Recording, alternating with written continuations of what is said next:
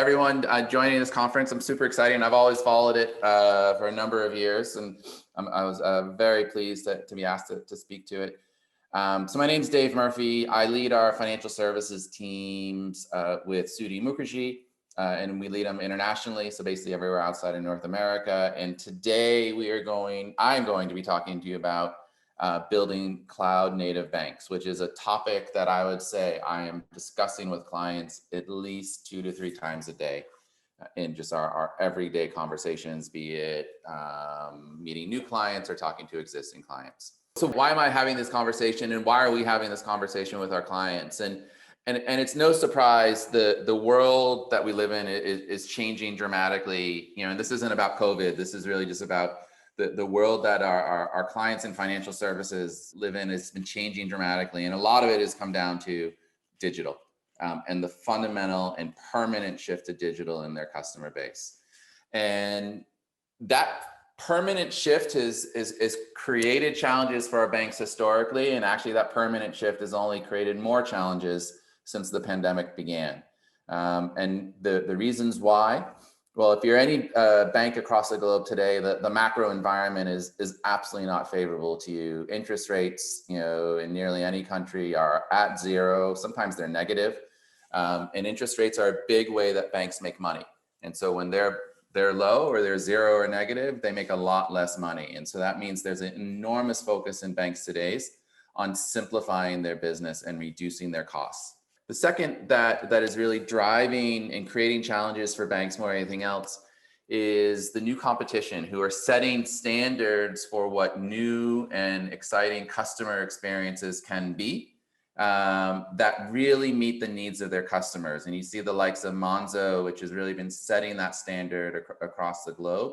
And specifically, though it's a UK bank, they're referenced across the globe, setting the standard for how to better serve your customers, which in turn means that the expectations that your customers have for you as a bank are also increasing. So that in turn means that the rate at which you innovated, the rate at which you introduced services in the past is no longer sufficient. And you look at Starling Bank, which is, and this is from 2018, they're now adding new features, I would argue, on a daily basis. The rate of introduction of features is gone up enormously. What that all does for a bank today, so difficult macro environment, more competition, increased customer expectation, that all ends up putting demands on a legacy infrastructure. Nearly every bank today has legacy infrastructure, i.e. their own data centers. Maybe they've outsourced their data centers to another partner. They have not made the full move to cloud, and that is creating issues. And the reason why it's creating issues is because beyond just all those challenges that I just described, there are a number of new banking services, new banks that have launched over the past 5 years that are setting a new standard for how they can deliver value to customers and can deliver value to customers at a very cost-effective rate. And this is a big challenge for banks today.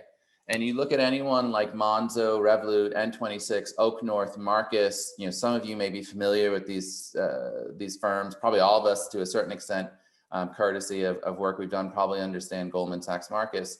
You look at what these new services are doing, and 5 years ago, most banks would have ignored them. They would have said, they're niche services. I don't really need to worry about them.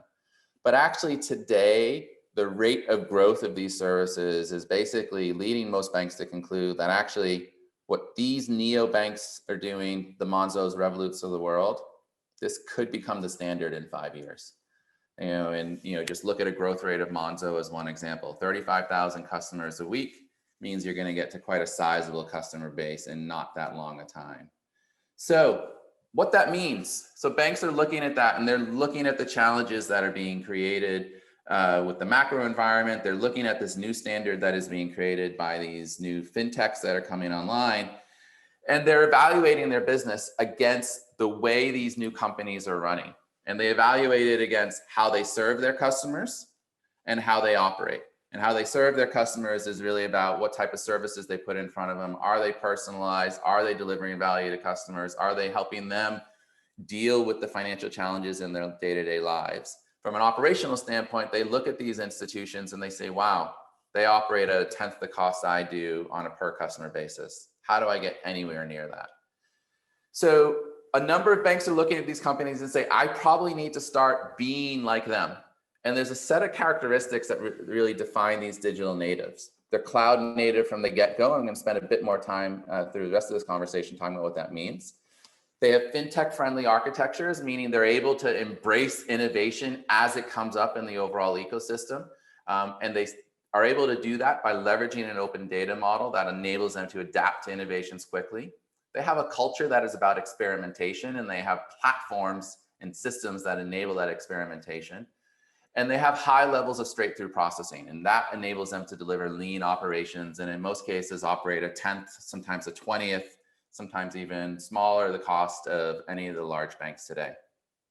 So there are banks, though, that are seeing this and saying, all right, I maybe need to do something different. And what you're seeing in the market, and this is pulled predominantly, I think, from the Financial Times, so there's the last source is IBIS Intelligence.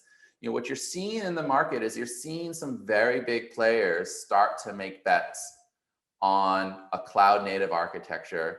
And in some cases, one of the key engines in any of these banking architectures is what's called a core banking system. And this is the core banking system, for those who don't know, is the system that actually manages the credits and debits for your current account, your savings product, your loan product, you name it. And so what we see today is that JP Morgan, Lloyds Banking Group, ABN AMRO, and this is just to name a few of them, are starting to say, actually, I need to do something different, right? In some cases, they're actually making investments in this new technology, be it JP Morgan making an investment in 10X, Lloyds making an investment in Thought Machine. In some cases, they're just embracing the new technology with ABN AMRO and Mambu. And this is starting to actually indicate, there's potentially a sea of change coming, and it's going to be big. But it's also highly risky. And so the question that we have been asking ourselves is, why now? Why are these banks making the shift? Clearly, there's a standard out there being set by these digital natives, but why are they making the shift? And the reality is, today's legacy systems in most banking institutions were built at a minimum 20 years ago. Some institutions, you're talking 30 or 40 years ago. I mean, it's interesting. I'm engaged with one client right now, and we're migrating them off of an existing system into a cloud native architecture. And there's a challenge with one of the systems that we're migrating. It's a loan system, and it's on the mainframe, written in COBOL. And basically, the team that owns that system is effectively calling people out of retirement to come back and make modifications. So they're dealing with a very different world. And that world is really designed for branch ATM and the early versions of the web. It was designed as an on-premise, all-in-one solution. And where you look at the neobanks today and where they differentiate, it is all about microservice updates with zero downtime releases. It was designed to update every night. So the evening is basically when these banks came alive. That's when all their batch processing ran. That creates challenges, and that it limits the competitiveness of your new propositions. The new world is all about real-time data, instant feedback for consumers. It was built before AI was even a competitive factor, which means the access to data to even leverage that for your own models is nearly impossible. And where neobanks, again, are differentiating is that data is all in one place, and that it becomes the foundations for AI and automation. And it was designed to scale as a whole. And basically, if you wanted to run a new service, you had to procure enough infrastructure for what you believe would be the peak load of the service. And that created enormously high run costs. And again, the new model is cloud native microservice scaling. You scale components, you don't scale the whole of the bank. And lastly, and probably most importantly, is as you thought about the technology that exists in banks today, and especially their legacy estate, that was built to last, not built to change. And I think that is the most fundamental mindset shift that we have when we talk about moving into a cloud native world. This is about building banks so they can be built to change, because that is the only way these institutions are going to be able to stay relevant and adopt to changes in the market. And built to change is not a new concept. You look at Amazon and Google as one example, and they're clearly used as probably the top echelon of examples out there, and their innovation success rate is less than 10%. they need to run 100 ideas to find 10 successful ones, but they are running continual experiments with how they provide service to their customers. And they're able to do that because of the data of the platforms they're using, because of their infrastructure, and because fundamentally our position is because they are cloud native and they have done it the right way from a cloud native architecture perspective. And you can see it at just their release frequency. Amazon probably, as we all know, has one of the highest release frequencies. It has the capability to release, every minute, every second. Netflix, Google, they're all in that range of down to a minute. Starling Bank, which was one of the neobanks that I referenced earlier, has the capability to release every hour, every day. A typical bank today, and if you're working in the legacy world, you're looking at an every quarter release cycle, maybe monthly for really small updates, or sometimes longer. When we think about cloud native banks and we think about having that conversation with our client, it's about moving them into a mode of being able to release every hour or every minute. And there's also a set of measures that we use to effectively, when we engage with these banks and talk about, hey, if you're thinking about being built for change, this is how you should think about being built for change. Clearly, and all of you, and we've had many conversations about the holy trinity of speed, quality, and value. Typically, the conversations we add in a fourth one, which is your people and the skills they have and how they're learning and development. But there are clear measures when we think about these architectures of how fast should we go when we talk about speed. Our belief is the deployment frequency should be on demand, hourly or second. The lead time from idea to production, 4 to 6 weeks. 100% of your business on cloud. The quality in terms of what you put out there, there's there's tons of measures we can use, but these are some of the ones that we use in the conversations with our clients. Everything from mean time to restore, service availability, defects found in production. And then these are the indicators of if you're really built for change, at a minimum, you should be delivering against these measures. And we have in the conversations that we have with our clients, and I'm providing a Microsoft Azure example here, but clearly there's examples of neobanks being built on Google. There's examples of neobanks being built on Amazon. There's absolutely a pattern for how to build a cloud native bank. And if you just, if you look at the boxes on this diagram here and you start with the top left and move clockwise, it starts with having a cloud ready API gateway. And effectively moves the bank into providing banking as a service through APIs to its channels to third parties, right? It then actually looks at the solutions that they're leveraging, and very much the conversation in building a cloud native bank is not, we need to build everything, right? It's actually, we need to integrate in services from fintech solutions, and leverage their APIs and leverage our APIs to create value for our clients. Everything is orchestrated. So when we talk about the architecture of a cloud native bank, it is about having a composable architecture that allows you to orchestrate a number of different solutions. And there's usually some type of process orchestrator that underpins that architecture. And then lastly, if you're back on the bottom left, data. Data is probably the most important thing when we think about a cloud native bank. Data, data, data. And the reason why it's important is with data, and with data being in a single place, it being updated real time, not every evening, not every hour, but real time, and leveraging event-based architectures and everything that's needed to make it real time, that creates power for you as a bank. It creates power for you in terms of being able to apply machine learning models and deliver greater value to your customers. It creates power for you in terms of being able to drive regulatory reporting. The country banks, data is power. And most institutions today who are not in this cloud native model, data is spread everywhere. And it is impossible to access, and it's impossible to really trust that it's accurate. And so when we think about building a cloud native bank, it needs to be cloud and it needs to be centered on data.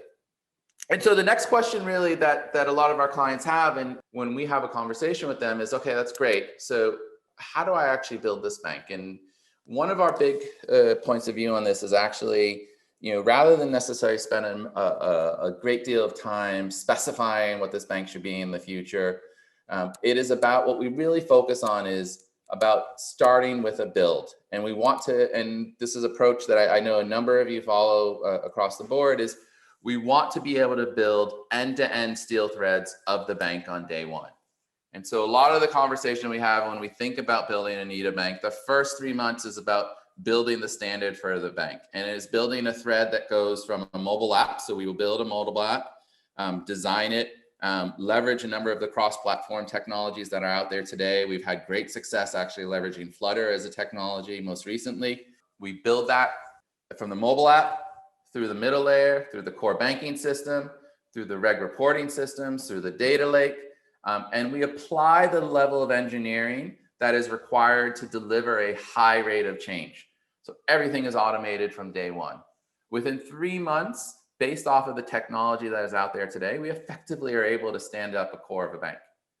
Right now, it may take a few more months to get it production ready and to fully productionize it, but we've just gone through an exercise with a client out of Southeast Asia and proved this point amazingly. Those 3 months set the standard for what a cloud native bank should be. After that, it's about scaling, and it's about building more threads and more threads and more threads and more threads until you effectively build the bank. We are big believers that actually you must move into a feature release mode after the first 3 months. And the teams that we have are doing a phenomenal job at helping our clients get there. So it's not about doing more bank releases after the first 3 months, it's about feature releases. From there, you launch and continuously evolve. And if you want to visualize it, and what that really means is if you think about kind of the key layers in the bank, be it customer services platform, the data integration layer, the core business functionality, hosting and infrastructure, when we're talking about building a steel thread, we're talking about building all those components, mobile app included. And typically most banking and most cloud native banks are starting with a mobile app. Sometimes we'll take the onboarding journey. Sometimes we'll take a servicing journey. Sometimes we'll merge them together. But those first 3 months, build that thread, set the standard. The next 3 to 5 months in terms of creating that bank is about building all the other threads through the institution. And it's a process that we have proven quite heavily and quite successfully. And then at the end of the day, you're launching with something quite significant. On the far right-hand side is just a list of some things that people can launch with, but it's a whole range of items. So how do I do it? What do I get in 3 months? 1, if you want to build a bank, you got to start with a steel thread. We recommend probably picking a few products and starting your cloud native bank. Current account and debit cards is a great way to do it. 2, since we are a bank and since there will always be a regulator, one of the things we focus heavily on improving is that model I described earlier about having a single version of truth of data, being able to drive regulatory reporting off of that. We will demonstrate in those first 3 months that actually we can achieve that and actually deliver your reg requirements with minimal overhead. 3, the belief is if you're building the cloud native bank, this is not about setting out a set of documentation that your developers are going to follow. So we want the design patterns to be codified in the code. And so everything that we do in terms of thinking about how to actually set the standard for your bank will be built in those first 3 months. And you will have a set of codified design patterns and principles that will ensure you're going to become a data-driven banking platform built for change. And then lastly, there's an executable plan to finish out the bank for the next 3 to 5 months. I know I've probably hyper simplified this, but if you think about what we're talking about with these cloud native banks, you should be hyper simplifying it because there is a better way, there's a faster way, there's a simpler way to create banks today. There's still lots of complexity and lots of things to integrate together, but there's absolutely a way to do this. And if you think about what I've talked about in terms of the benefits cloud native banks can deliver, there's a way to demonstrate that benefits in a very short period of time. So that's it for me. Really short overview of how we think about cloud native banking. We've got some super interesting stuff that's going on right now, and super excited about getting started. But now is the time. The conversation is there, the opportunity is there. It's the reinvention of banking has started. That's it. Thank you very much. That was quite insightful, I'd say. And just this morning, when we started off, I said my favorite piece of engineering marvel for me is an ATM machine. Looking at this, I think it's just too old thinking at my end. We have a few questions. I'll just pass them along to you. I see one which is on the chat, which they're saying, are the neobanks limited to the retail banking space only? I'm just going to stop sharing if that's okay, because I think it might make it easier for me to see what's going on. So are the neobanks limited to the retail banking space? Absolutely not. Retail banking is commercial banking. We're seeing trade finance banks. We're seeing, there's actually new investment banks. It's across the board. So it is not only a retail banking thing. The retail banking thing is the easiest to understand because we all engage with a retail bank. But the innovation is across the entire spectrum of financial services. Rajesh wants to know that just a few years ago, banks didn't seem to like they would ever put their data in the cloud. Have those attitudes shifted? And what is the reason for those shifts to be happening now? Yeah, so I think so they have shifted in certain countries. So I think what has happened is the cloud providers have wakened up to the fact that data sovereignty does matter. And if you're a banking institution and you're in a certain country, you are going to want to ensure that that country will obey the laws against which you are being held. So if I'm a bank in the UK, I don't necessarily want my data to sit in the US because the laws in the US as it thinks about data, and actually even the way the government can subpoena data is different than it is in the UK. So if you look at the cloud providers and you start to look under the hood, they're now looking at 40, 50, 60 data centers across the globe. And they're placing them in areas that have the most amount of potential today. So in the UK, Google, Amazon, Microsoft, they all have a data center there. In the Middle East, Microsoft has 2 data centers in the UAE. Amazon has a data center in Bahrain. In Southeast Asia, Singapore is the main point. And so I think what you're seeing is on the one hand, it is easier for banks to put data into the cloud when they know that they can put some level of restrictions on where that data sits in the cloud. So we've definitely seen in the UK, in the UAE, in Southeast Asia, in Australia as well, because everyone puts a data center in Australia. We've seen this significant change of banking institutions and being approached this. Conversely, though, when you go to countries that don't have these data centers, and you go to some countries that may be more politically unstable, Egypt as one example, they don't use cloud because there is no cloud data center there. And their worry is that if there is some political instability in the future and they get cut off from the rest of the world, and their data sits in Europe or in the US or whatever, the bank stops working. So it's an evolving matter, but the cloud providers have really smartened up to this in terms of the way they think about their services. That's interesting insight. One more I see is that do we see interest or adoption of digital first, not just cloud native banks in regions where banking is not that prevalent, or in more mature market? Is there a pattern that you see? Yeah, I mean the digital first is in any market where the usage of digital is heavy, it is digital first. When you look at so I'm based in the UK, so I'll use that as an example. 5 to 7 years ago, the usage of digital as their primary channel for engaging a bank, either for sales or servicing, was probably about 40 to 50% of that customer base. Now, you read any of the investor updates, it's 80+%, and it's moving up to 90. So there has been a permanent and fundamental shift. And when it was at 40 or 50% or 30%, and banks did not look at where the trajectory was going, they could basically say, it's still digital, I don't need to worry about it right now, right? But when it's at 80 or 90%, you can't ignore it anymore. And so they have all become digital first. And we're seeing that across the board.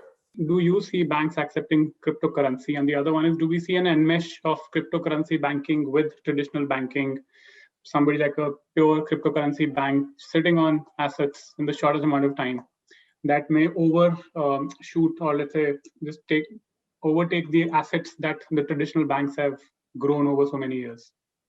So I think when you look at cryptocurrency, you probably got to break it down into 2 pieces. There's the underlying technology, and then there's actually the currency, right? So if you look at the underlying technology for cryptocurrency, which is blockchain, you're seeing banks actually adopt that in many ways to help them move monies across, between them. So the reality is if you move money from, say, the UK to even Europe, or you move money from the UK to Africa, Nigeria, it's a tremendously inefficient process. And so what a number of banks have started to do, and we've actually implemented one of these for a service out of the Middle East, what a number of banks have started to do is saying, actually, why don't I just move tokens between us, right? So I'll put some money in, it'll convert to a token that we all recognize.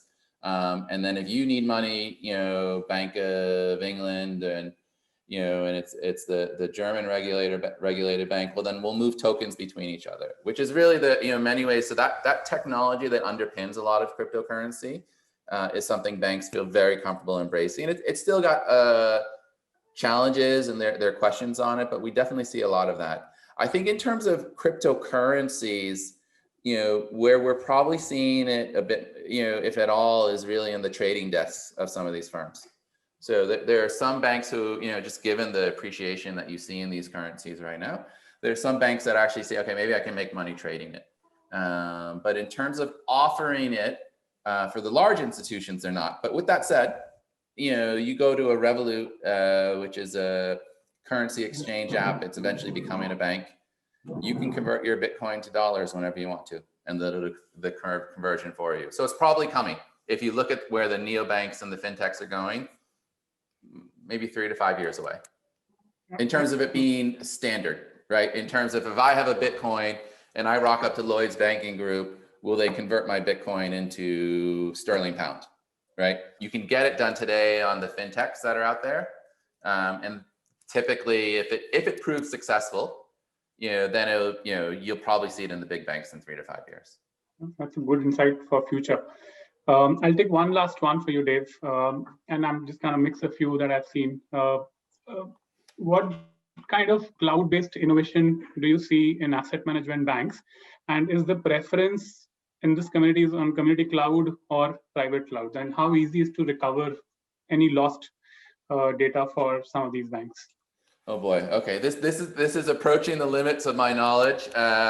So especially that last point, this is where I got to bring in the technical experts. So I'm not going to try to answer the last question, but the first point in terms of asset management and investment banking, it's the same pattern, right? If you think about what people are doing with these cloud native solutions, it's not really a retail thing, right? It's basically, I want to move to the cloud, which is going to give me the ability to have scalable compute, give me the ability to decompose my architecture into microservices, give me the ability to actually run my data in a single place and take advantage of actually data solutions on top of that. Snowflake is a big conversation today with a number of banking institutions. That pattern, and integrate into a number of different services, that pattern applies to retail banking, commercial banking, asset management, investment banking, without a doubt.